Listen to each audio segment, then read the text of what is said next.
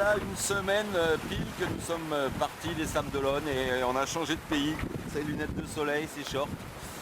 Journée tranquille, à côté de moi là-bas, on peut voir Yann Eliès qui vient de me téléphoner. Sympa. Et, point de vue compétition, pour moi, il y a du boulot parce que c'est parti par devant.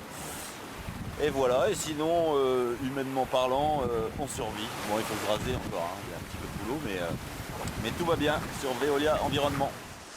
8 jours de course et déjà les îles du Cap-Vert dans le sillage pour les 10 premiers de la course. Et si l'ambiance semble décontractée à bord des 60 pieds, il n'en est rien, comme nous l'explique Yann Eliès, qu'elle est en 8e position à 110 000 du leader Loïc Perron.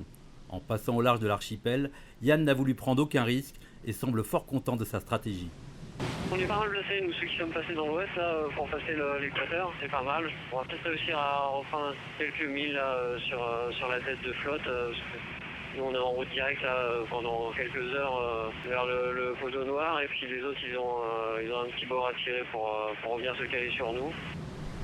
Le poteau noir, cette zone de tous les dangers, est déjà dans toutes les bouches. Cela va être le grand sujet des jours prochains puisque la tête de flotte devrait subir ses premières affres d'ici demain soir mardi. Il y a une zone où il n'y a pas beaucoup de vent, il y a beaucoup de nuages, il peut y avoir beaucoup de pluie, voilà, c'est une espèce de marmite pas forcément évident, même pour les meilleurs météorologues, à comprendre ce qui se passe. Ça peut changer très vite de toutes les heures, toutes les 24 heures, mais il faut passer par là.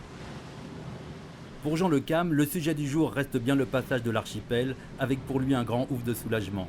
Il vient de slalomer avec succès entre les îles, prenant même un temps la tête du classement général.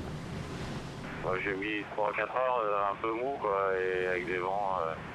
Mais là maintenant, là, c'est une histoire ancienne les îles.